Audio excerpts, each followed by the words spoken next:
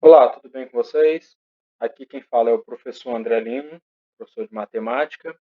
Nessa videoaula vamos estar falando sobre a teoria dos conjuntos de forma bem breve, mostrando seus principais conceitos, fazendo alguns pequenos tópicos, para nos dar uma noção precisa do que é um conjunto, do que é um elemento e as principais relações desse estudo, tá bom?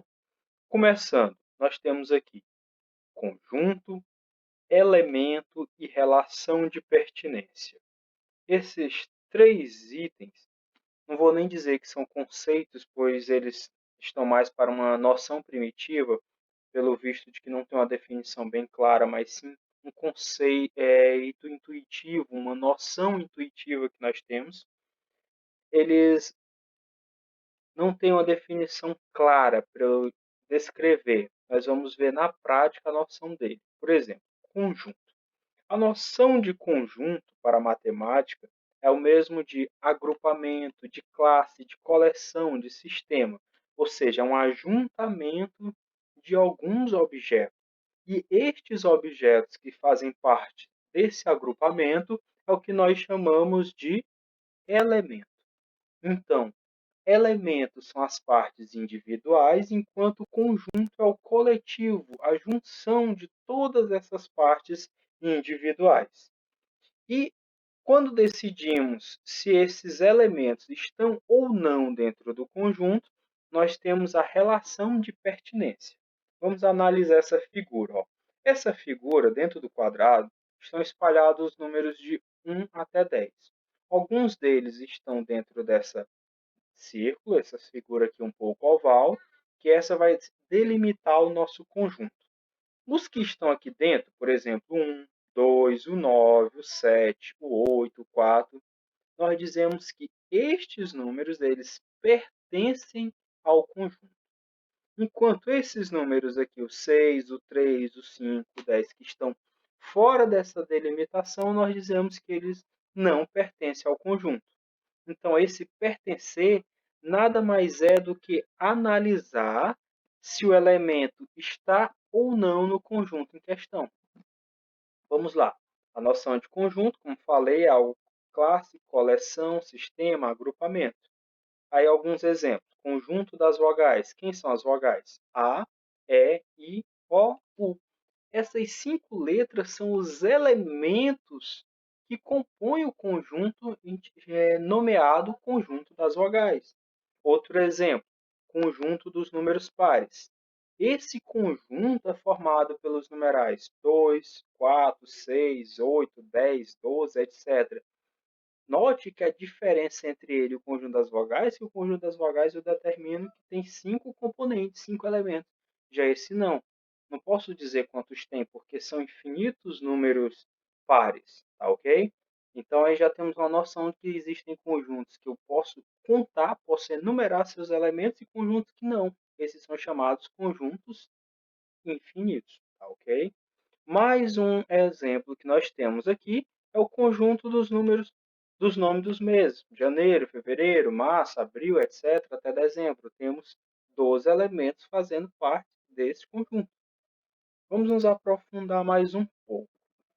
Além dessa noção intuitiva de conjunto, de elemento, nós temos também uma forma de representar esses elementos e uma forma de representar os conjuntos e uma forma ainda para expressar esse termo de pertence ou não ao conjunto, tá bom? Tá aqui esse círculo aqui, que eu vou chamar de A maiúsculo para representar o conjunto. Fica essa nota de que conjuntos geralmente são representados por letras maiúsculas, enquanto que os elementos são representados por letras minúsculas, tá bom? E aqui, como diz no texto, após a noção intuitiva, vamos falar da simbologia. Conjuntos são geralmente representados por letras maiúsculas, os elementos por letras minúsculas, por números. E vou até aumentar aqui, representa essa noção de pertence ou não. Então, esse Azinho minúsculo, esse E e o A maiúsculo, eu vou ler como A pertence a A. no sentido de que o A minúsculo é o elemento que faz parte do conjunto maior, que é o conjunto representado pelo A maiúsculo. Então, aqui, o A pertence ao conjunto A, ou seja, o A minúsculo é um elemento do conjunto A, que eu estou chamando de conjunto das vogais, enquanto o B não pertence, é o R escalado. E sempre em matemática que eu tiver um símbolo, a negação dele pode aparecer desse jeito, o mesmo símbolo com essa barra. Essa barra riscando o símbolo normalmente é para negar. Dando continuidade, representações de um conjunto. Basicamente, eu tenho três maneiras de representar um conjunto. Pela enumeração de seus elementos, está aqui. Quem é o conjunto das vogais? Então, eu posso estar citando A, E, I, O, U, citando quem são os elementos. Posso descrever também por uma propriedade característica. Quando eu falo uma propriedade, é algo que define esse conjunto no sentido de que, para fazer parte desse conjunto, todos os elementos têm que ter essa mesma característica em comum, conjunto das vogais. Só vai estar lá quem for uma vogal. Então, em vez de citar cada um deles, eu posso simplesmente dizer conjunto das vogais. E uma outra forma, talvez a mais famosa, é o diagrama de Venn, que é exatamente fazendo uso desses círculos aqui, esses círculos meio oval. Isso é um diagrama de Venn, tá bom? Aí nós temos também os tipos de conjunto. Os tipos de conjunto. O chamado conjunto vazio, como o próprio nome sugere, é aquele que não possui elemento algum, é, portanto, vazio. Ele é representado por esse símbolo que parece um zero cortado, esse é o símbolo do vazio, ou por duas chaves. Por que essas duas chaves? Porque, geralmente, quando eu represento um conjunto, como está aqui, ó, conjunto A é igual, aí entre as chaves tem a citação dos elementos. Essa chave é para descrever dentro dela quem são os elementos. Então, quando eu coloco só a chave e não coloco nada dentro dela, eu estou simbolizando que tem um conjunto que não possui nada. Agora, atentem para uma coisa. Muitas vezes o aluno coloca a chave e coloca o símbolo do vazio dentro, para dizer que o vazio faz parte do conjunto, para dizer que é o conjunto vazio. Isso é errado. Quando eu descrever dessa forma uma chave e botar ainda esse símbolozinho dentro da chave, não é o conjunto vazio, mas sim um conjunto unitário formado por um único elemento que é o vazio. Eu sei que é algo meio estranho de perceber, uma lógica até esquisita, talvez complexa de assimilar a princípio, mas é o que significa, tá bom? Exemplo de conjuntos vazios. Os números naturais entre 2 e 3. Não existe nenhum número natural entre 2 e 3. Ou os números são antes do 2 ou depois do 3. Entre eles existem números? Existem. Quantos números? Infinitos, mas são números racionais, números irracionais. Nenhum é natural. Conjunto unitário, como o nome também sugere, é um conjunto formado por um único elemento. Exemplo, números primos pares. Sabemos que o único número primo que é par é o 2, portanto, é unitário. Conjunto finito. Quando eu posso determinar a quantidade de elementos do conjunto. Por exemplo, os divisores de 12. Eu sei que os divisores de 12 é 1, 2, 3, 4, 6 e o próprio 12. Tá aqui, eu posso contar quantos elementos tem. Portanto, é finito. Já ao contrário, quando eu não puder contar quantos elementos tem no conjunto, é o que nós chamamos de conjunto infinito. Exemplo, os números primos. Eu não sei quantos números primos existem, tá bom? Aqui, conjunto infinito, exemplo, conjunto dos números primos. É um conjunto que eu não posso determinar quantos elementos possui. Dando continuidade, nós temos aqui a relação entre conjuntos. A relação mais básica é a igualdade.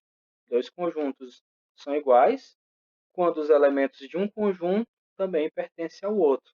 E a volta, o elemento desse outro também pertence ao primeiro. Como assim? Eu verifico se dois conjuntos. Como eu vou verificar se dois conjuntos são iguais? Eu tenho dois conjuntos A e B. Eu posso afirmar que eles são iguais quando eu observar o A, todo elemento de A também estiver no conjunto B. E quando eu observar B, todos os elementos de B também estiver no A. Não existe uma diferença entre eles, nenhum elemento que esteja exclusivamente em um dos conjuntos. Todos os elementos estão ao mesmo tempo nos dois conjuntos, tá bom? Exemplo, está aqui. O conjunto A formado por A, B, C, D. O conjunto B formado por B, A, D, C. São os mesmos elementos, estão apenas trocadas as ordens. Então, já nos chama a atenção que a ordem dos elementos de um conjunto não altera em nada o conjunto. O que me importa são os elementos em si, mas não a disposição em que eles se encontram, tá bom? Uma outra relação muito básica entre conjuntos é chamada de subconjunto. O que é um subconjunto? Nada mais é do que um conjunto que está dentro de um outro conjunto. É fácil ver na figura. Ó, esse círculo maior, esse diagrama de Venn maior, representa o conjunto A, formado pelos elementos 1, 2, 3, 4, 5, 6, 7, 8. E dentre eles eu tirei uma parte que eu circulei de vermelho, contendo o 3 e o 7. Aqui é o conjunto B. O conjunto B, todos os elementos de B também estão no maior, no conjunto A. Então, dizemos que o conjunto B está contido no conjunto A. Aí aqui nós vamos fazer uma pequena observação nessa notação, que tem assim, A, esse Czinho, B, que é para dizer que A está contido em B. Como a figura mostra, é o contrário, tá bom? Está digitado errado. É B contido em A, não A contido em B. Então, no lugar do A é o B e no lugar do B é o A, tá bom? E esse C é para indicar que está contido. Sempre eu escrevo primeiro o conjunto menor, o símbolo do contido, e depois o maior. Ah, poderia escrever o contrário, o símbolo? Sim, poderia. Mas sempre o C, o lado fechado, é para o conjunto que é menor, que é o subconjunto, e a parte aberta do C vai ficar para o conjunto maior. Então, reiterando aqui, está errado aqui na anotação, tá bom? Foi uma falha de estação, na verdade é B contido em A. Só trocar o lugar do A com o B. Sempre quem está contido é o menor, obviamente. Conjunto das partes. É um conjunto muito especial. Como assim, conjunto das partes? Dado um conjunto, o conjunto das partes é a formação de todos os conjuntos que eu faço montando com os elementos do conjunto em questão. Como assim, professor? Olha, vamos pegar esse conjunto, chamar ele de conjunto A e observar seus elementos. Tem um Azinho, B, C e D. Então, eu tenho 4 elementos. Esses 4 elementos eu poderia agrupar eles formando outros conjuntos com quantidades diferentes. Vocês concordam? Eu poderia ter conjuntos unitários, conjunto com 2 elementos, conjunto com 3 e o próprio conjunto todo. Observe aqui, eu poderia ter um conjunto formado só pelo A, um conjunto formado só pelo B, um conjunto formado só pelo C, um só pelo D, outro pelo AB, pelo AC, pelo AD, pelo BC, pelo BD, pelo CD. Quando eu vejo essas maneiras de combinar os elementos formando novos conjuntos, é como se eu dissesse assim, olha, com os elementos desse conjunto, eu posso agrupar eles formando subconjunto de quantas maneiras diferentes. Essa quantidade de maneiras, quando eu junto todos, é o conjunto das partes. E como é que eu calculo a quantidade de elementos do conjunto das partes? 2 elevado a n. Esse 2 elevado a n é a fórmula que vai me dizer de quantas maneiras eu posso organizar subconjuntos nesse conjunto maior. Ó, com 4 elementos, eu tenho 4 subconjuntos de um único elemento. Tenho aqui 1, 2, 3, 4, 5, 6. 6 maneiras de agrupar eles de 2 em 2. Tenho 4 maneiras de agrupar de 3 em 3. E uma única maneira de agrupar de 4, porque é pegando todos os elementos. E esse outro subconjunto aqui é o vazio. Por quê? Porque o vazio ele sempre vai estar dentro de qualquer conjunto. Ah, professor, mas por que isso? Observe bem, ó, a ideia de subconjunto. Um conjunto está contido em outro quando nós temos a seguinte situação, quando um elemento do conjunto menor está dentro do conjunto maior. Se o vazio não fosse subconjunto, aí eu teria que ter um elemento no vazio que não está no conjunto grande. Isso seria um absurdo, pois o vazio não possui elemento algum. Então, é é uma afirmação válida para qualquer conjunto. O vazio sempre está contido em qualquer conjunto. Ele é sempre subconjunto de qualquer vazio, tá bom? Voltando aqui à ideia do subconjunto, considerando que a figura está ao contrário. No texto e na descrição está dizendo que A está contido em B, mas na realidade é B está contido em A, pois eu chamei aqui o vermelho de B. Teria que ter trocado aqui o A com B para a anotação estar toda correta, tá bom? Outra relação entre conjuntos, a união e a interseção. Quando eu falo união, quer dizer que são os elementos que podem estar tanto no primeiro conjunto como está no segundo. Ó. União, dado dois conjuntos A e B, chama-se união de A e B, o conjunto formado pelos elementos que pertencem a A ou B. Esse conectivo ou me dá a ideia de escolha. Para fazer parte da união, tanto faz o elemento estar em A ou estar no B. Não é muito específico. Ah, você quer qual? O conjunto A ou o conjunto B? Tanto faz, pode ser o A, pode ser o B. Ele lhe dá opções, lhe dá escolha. E esse desenho amarelo é para representar essa escolha. Porque a união é formada por tudo que está em A e tudo que está em B, uma coisa ou outra. Então, basta abranger todos os dois conjuntos. Já a interseção é mais específica. Quando eu digo que um elemento pertence à interseção de dois conjuntos, A e B, quer dizer que ele está em A e está em B. Esse I ele é muito específico, não quer dizer que eu possa escolher A ou B.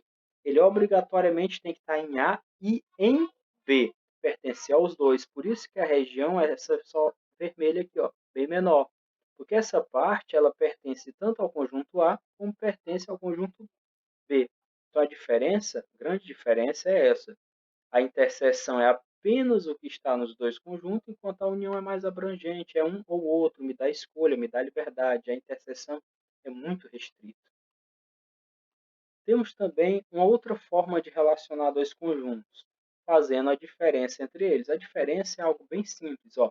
Quando eu faço A menos B, é tudo que está em A, ou seja, x pertence a A, mas x não pertence a B. É a ideia de diferença mesmo. É os elementos de A retirando os elementos que estão em B. Então, eu pego só os elementos que estão em A, mas que não façam parte de B. Por isso que eu corto aqui. Eu não vou pegar a interseção. Imagine eu pegar um elemento aqui na interseção, ele estaria em B também. E a definição diz que A menos B tem que ser os elementos que estão em A, mas não estão em B. Ou seja, o elemento X pertence a A, mas não pertence a B. Outra ideia muito utilizada na resolução de questões é o conjunto complementar. Como o nome sugere, é o complemento. Quando eu uso essa notação, aqui ó, C, A, B, é o complementar de A, é o complementar de B em relação a A. Sempre eu vou ler o complementar da letrinha que está em cima em relação ao que está embaixo. Complementar de B em relação a A. Ou seja, tudo que está fora de B, mas está em A. Em outras palavras, é o que está em A, mas não está em B. Então, se resume a definição anterior da diferença, que é A menos B. Lembrando, se eu quisesse colocar B menos A, trocando, teria que trocar a ordem aqui das letras. Sempre a letra de baixo menos a letra de cima, tá bom? A menos B, que esse A menos B é a mesma definição que está aqui. É os elementos que pertencem a A, mas não pertencem a B, tá certo?